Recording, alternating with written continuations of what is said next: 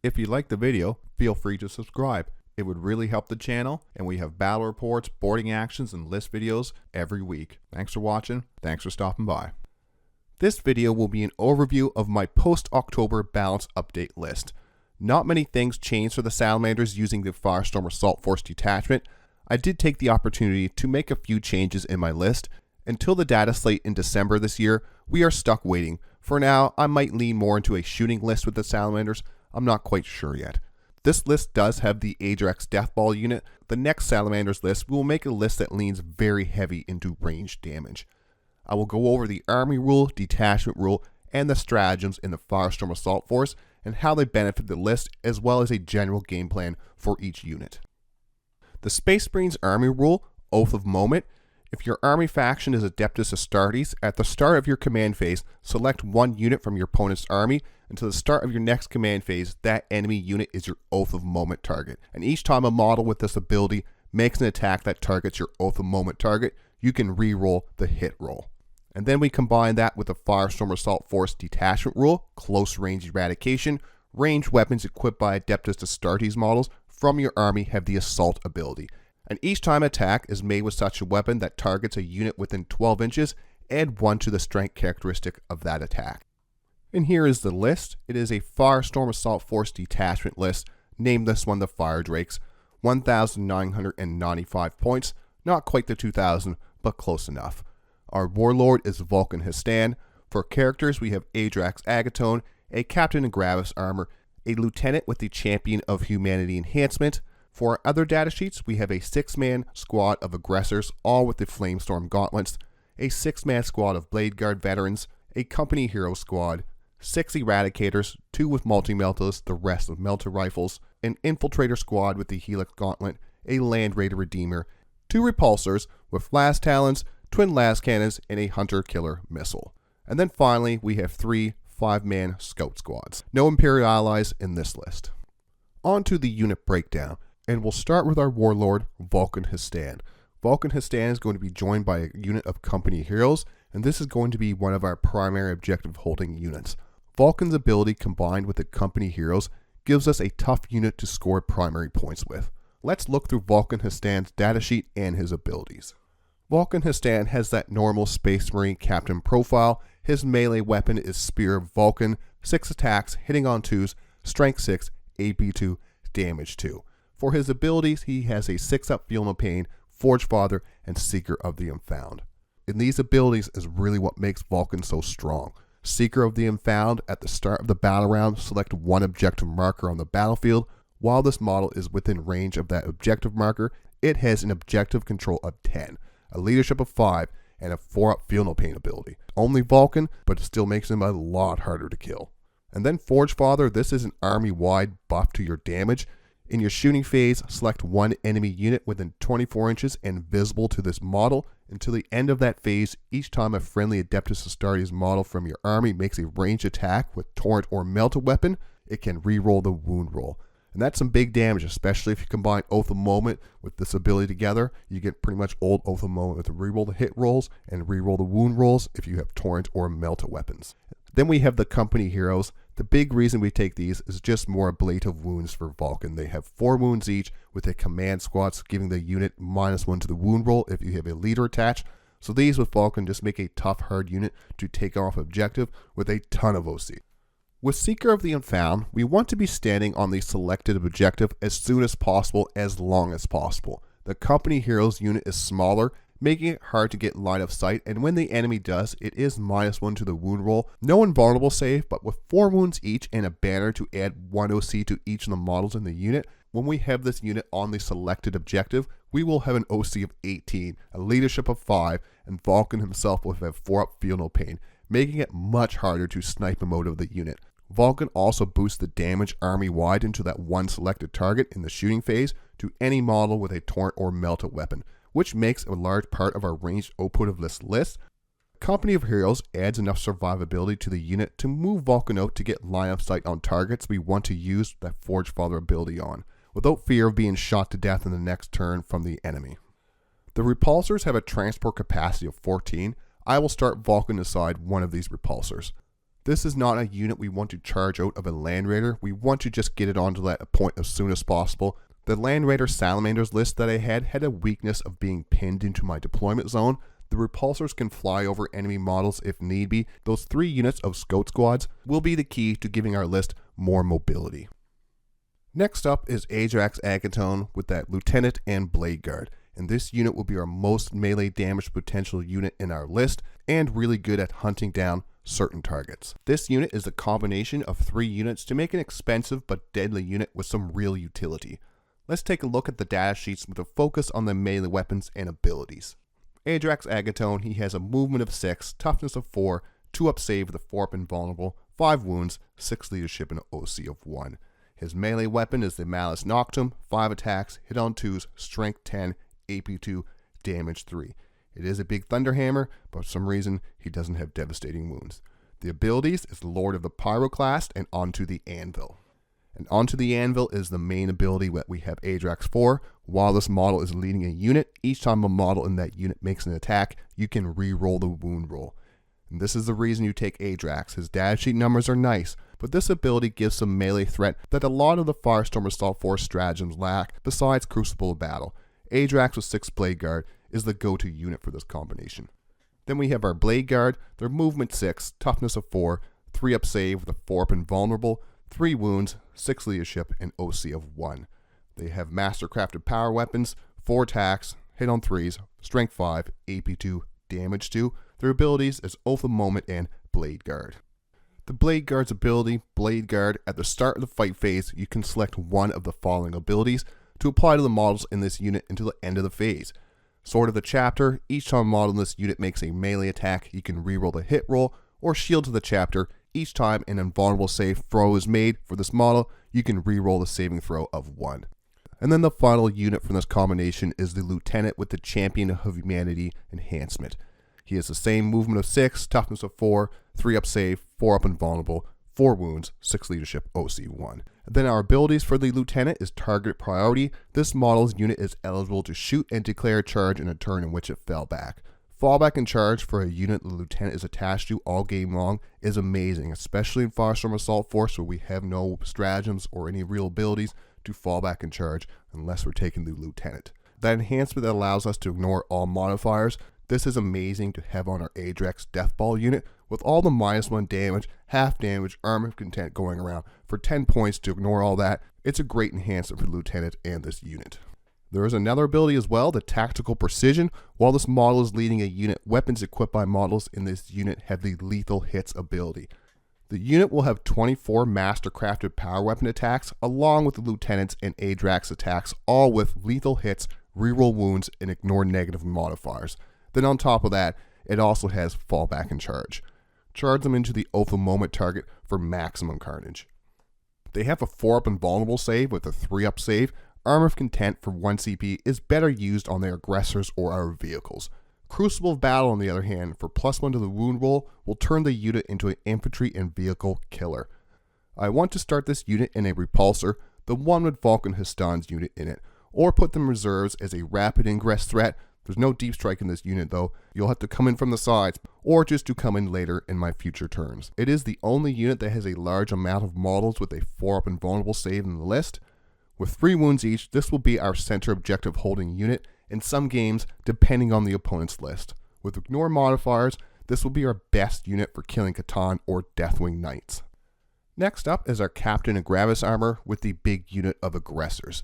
This is our main unit we will use to put the fear of the Emperor in our opponents. The Aggressors have twin linked in shooting and melee, making them good in both phases. The Captain of Gravis can give us a once per battle round in either the shooting or the fight phase, since you can reduce the cost of a stratagem by 1 CP with Rites of Battle. You could also reduce the cost of Immolation Protocols from 2 CP to 1 CP. Combining these 2 stratagems will allow this unit to threaten all but the toughest enemy units. If it is the closest target, we will also receive AP 1 to those flamer attacks.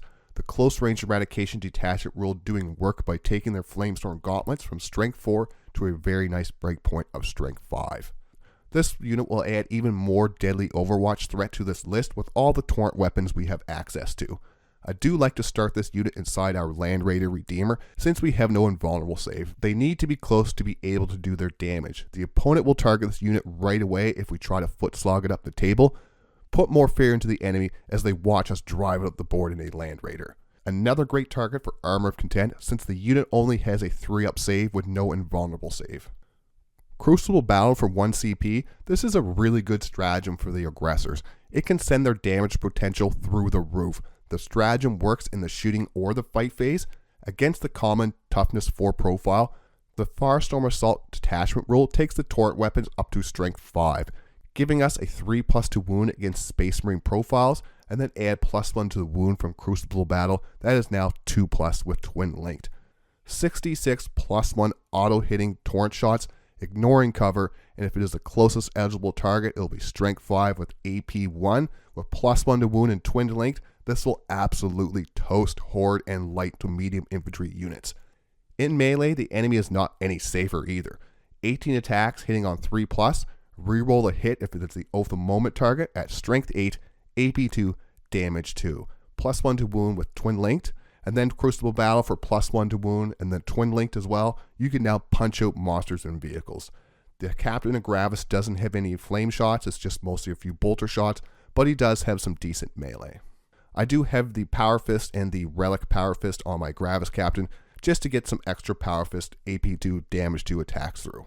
And with that Gravis Captain in the unit, we'll be able to use Rites of Battle once per round, reducing the cost of stratagems. And this can really be important since there is a lot of good stratagems in this detachment. Refuse to Yield really doesn't help the unit. It just halves any damage to the Gravis Captain, but it is good if someone tries to precision out our Gravis Captain. And then the other stratagem that I really like for this unit is Immolation Protocols. It does cost 2 CP, and this is the big reason I like to bring a Gravis Captain to reduce the cost of this stratagem by 1 CP. This stratagem gives the unit anti-tank potential with their torrent weapons, Twin Link to fish for those devastating wounds. It can also melt a unit of Terminators or elite infantry off the board. Pair it with Crucible Battle to give the ranged weapons +1 to wound, and then Immolation Protocols for devastating wounds as well. And the stratagem has no cap on those devastating wounds, so if you roll hot, you're going to do a lot of damage. Next up, we have the Eradicator Squad. This is our main anti-tank unit, very deadly into monster and vehicles.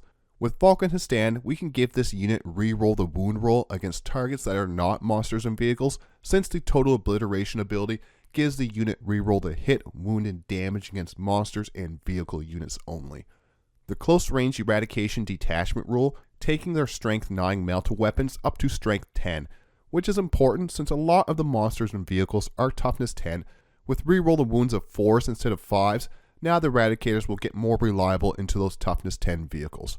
We can also use Armor of Contempt to help their low survivability and Crucible Battle for a +1 to the wound roll. We would have to be within 6 inches of the closest target to use Crucible Battle, but we would also now be in that Melta 2 range.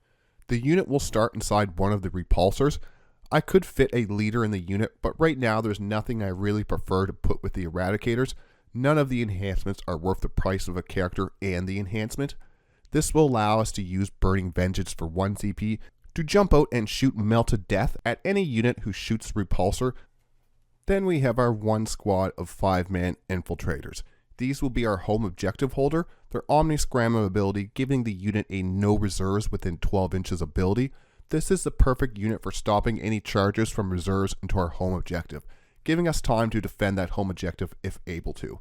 Not a unit we want to spend a lot of CP on, Armor of Content can be used to help keep this unit alive if the enemy does get some shots off into the unit. A bit more expensive than a battle line unit, nor does it sticky the objective, but the 12-inch reserve deny is very powerful for keeping our backfield safe. Our 3 5-man units of Scouts, these will be the key to our army not being locked into our own deployment. The Scout Squad has multiple abilities that make them perfect and cheap utility units for this list. They have both the Infiltrator and the Scout 6 abilities. Then on top of that, they have Guerrilla Tactics that allows them to be placed into reserves if they are more than 6 inches away from enemy models at the end of the opponent's turn. This makes them fantastic action monkeys too, all for a low price of 65 points for a 5-man squad. During deployment, we will use these to infiltrate units as close as possible and safely to the enemy deployment to move block the opponent turn 1. leaving us lots of room to move our vehicles and infantry forward up the board. If the opponent has some infiltrate units as well, we can use these to place outside our deployment if we want to stop the opponent from using their own infiltrating units to move block our army. If we deploy one of these scout squads close to the area we want to move our army in turn 1, the opponent has to deploy at least 9 inches away from our scout squad, even with that infiltrate ability. Once we've done our deployment tricks with the scout squad, we can use the uppy-downy rule guerrilla tactics to collect secondary points throughout the game. Onto our transports, we'll start with our repulsors. This list I went heavy on the transports with a lot more range damage than the 2 Land Raider lists. These 2 repulsors will allow more use of some of the transport-specific Firestorm Assault stratagems. It has a big 14 transport capacity, making it able to transport any of our large infantry units, which will help a lot with rapid embarkation in our toolbox. More vehicles around will give us more options to jump into those vehicles at the end of the fight phase, as long as that unit has not disembarked that turn. They have some good shooting threat, giving our opponent more tough decisions. Do I shoot the Adrax unit, or do I shoot the repulsor shooting anti-tank shots downrange at me? Let's take a look at the data sheet and weapons for the repulsor. Movement of 10, toughness of 12 with a 3-up save, 16 wounds, 6-up leadership, and an OC of 5. I equipped the repulsors with a hunter-killer missile, las talon, repulsor defensive array, and the twin las cannon for as much ranged anti-tank as I could get. The repulsor also has an ability emergency combat embarkation once per turn in your opponent's charge phase after an enemy unit has selected targets for its charge. But before it makes the charge move, you can select one Adeptus Astartes unit from your army that was selected as a target of that charge, provided that unit is not within engagement range of any enemy units, and every model is within 3 inches of that transport. It can embark within that transport. The charging unit can then select new targets for its charge. This ability makes it hard to charge our units who jump out to barbecue or melt to the opponent, and as soon as the infantry unit is target for a charge, we jump back into the party bus. I want to start 6 Eradicators and one of these repulsors to take advantage of that Burning Vengeance stratagem to shoot melt to death back at enemy units who shoot our repulsor. The other will have Vulkan Histan with his company heroes and possibly Adrax Agatone's unit as well, since both can fit in a repulsor. I'm getting some repulsors to try this list out. I like to have experience first, but with the balanced update only making us weaker, I figured why not theorycraft a little bit for a few of these lists while we wait for that December 2024 data slate. The other transport vehicle in this list is a Land Raider Redeemer, and this unit makes infantry put on their brown pants. The sheer amount of carnage this unit can inflict in the Firestorm Assault Force is awesome. The close range eradication detachment rule gives the Redeemer a much larger threat range. The +1 to strength doesn't really help those flamer weapons that much since they are going from strength 6 to strength 7. It helps a few things, but it's really that assault that we really like. We can now advance this up the board and shoot it. Armor Content is also great to add some extra survivability to this unit. With 14 capacity, I like to put my 6-man Aggressor unit with the Gravis captain inside. With the Aggressors inside, we can park this in front of infantry and then dare them to move. And if they do move, they can eat some Redeemer Overwatch shots. Or if they shoot the Redeemer, we can use Burning Vengeance to jump out and light them up with the Aggressors. They would have to be within 12 inches to be shot with those Aggressors, but if they are within those 12 inches, they shoot at the transport, light them up. Clever use of Burning Vengeance and rapid embarkation and the detachment rule will be key to unlocking some scary plays throughout the game with these units. The game plan for this list, we want to use the 3 scout squads to allow us to freely move our vehicles up the board or even move block the opponent. We want to use the repulsor to get Vulkan's unit to the objective he selected with his Seeker of the Unfound ability as soon as possible. We want to get the Land Raider Redeemer mid-board near the center objective to be a very deadly Overwatch threat. 2d6 plus 6, strength 6, AP 2, damage 2, torrent ignoring cover shots. This can wipe out units of light to medium infantry trying to steal the center objective very reliably. Adrax's unit will be used to hunt down those units with modifiers to just tear right through them. The Aggressors will hunt down infantry units with some threat to monsters and vehicle units with the Crucible of Battle in the Immolation Protocol stratagems. This list has 3 transports to take advantage of the stratagems that require us to have transports in the list. The footprint of our army is going to be quite small for deployment, with only a few units not starting in transports. I do want to make an all-shooting list for the Salamanders next in the Firestorm Assault. I may also try to get a Vulkan Histan deep dive done soon as well. Until the data slate, I feel we are stuck in limbo. If there are any Salamanders themes or issues you would like to see me cover, throw it in the comments. And like always, thanks for watching, thanks for stopping by.